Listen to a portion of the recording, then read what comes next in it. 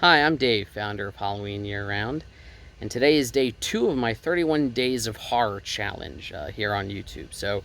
Yesterday I talked about V from the 1960s. Today's theme, of course, is the 1970s. So I'm talking about one of my favorite 70s horror movies, though some have argued it's more of a sci-fi movie, and that would be 1979's Phantasm, written and directed by Don Coscarelli. This is a movie that I saw for the first time about a decade ago, and it's one that I could literally rewatch it like a million times.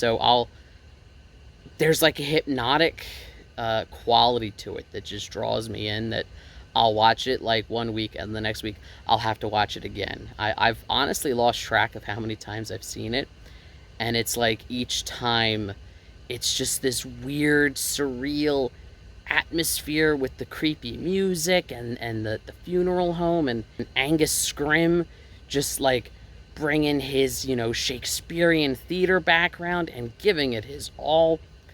It is a movie that I think transcends the decade it's in, and I think it's a movie that transcends the genre that it's in. It set up a franchise that, in my opinion, is one of the purest horror franchises out there, in that it doesn't have any reboots or requels or whatever you want to call it.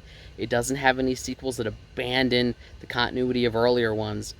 And I think that has a lot to do with Don Coscarelli having written all 5 movies and directing 4 of them. By the time you get to Phantasm Ravager, Reggie and Mike have been dealing with the tall man and his invasion for their entire lives. And on some level, that's really disturbing, that like this one event when Mike was 12 years old would be what dominates his life until he's middle-aged.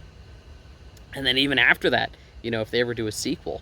So, I love this movie.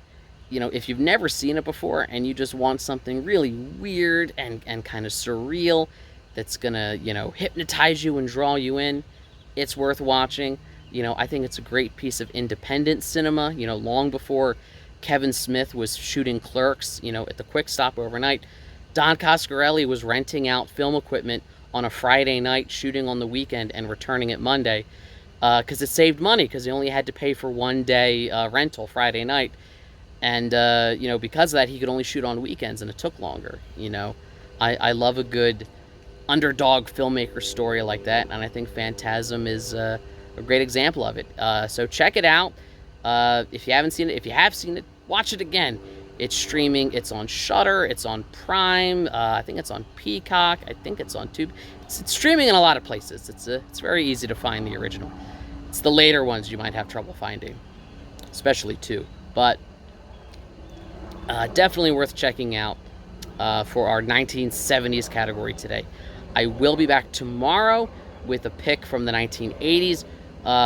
Write me a comment. What movie would you like to see me cover tomorrow for the 1980s?